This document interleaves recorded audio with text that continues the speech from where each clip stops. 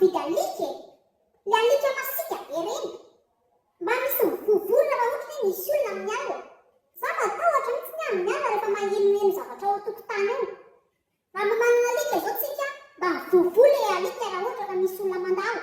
Calme ianao e. Efa andeha hividy azy mihitsy aho io. Hay ve, ndana ary. Oraketaka, ha? Malaky ianao raha hijery ny alika tsika. Mizana be zalahy reto a. Akorobe izao tonga dia hividy. Ty psycholorisy, ty dispensaire. Loza re razako. Fa alika inona koa ty vidinao? Alika masika ny teneniko anao. Aza korapaka ianao e. Mahay jakisanina be zalahy reto. Asehoko anao mihitsy ny tena mahay enjana azy. Ary psycholorisy a, aseho iany raketaka amin'ny jakisanina lahy. Hitanao izy mivovo be io.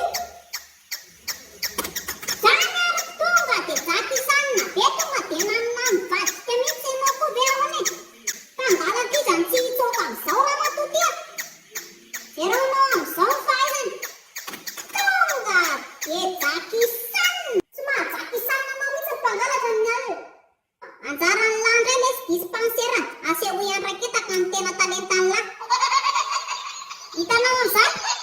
Tapatsinaire azoky. Sa ataontsika Mr Bean ny anaran'izy ity sery? Dia.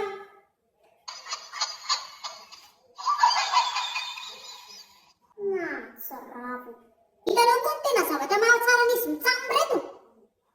Tsy mila mihinan-kanina izany. Ny ambin-doka sy ny ambin-kanina rehetrarehetra ho anahy daholo. Zalahy reto zavatra tsy mihinana izany tena endriny isany le ty. Tena mahafinaritra mihitsy izy mitsambo reto a. Ty atendanao ty tena efa diso tafahoatra mahitsiny. Zay taolana avokoa dia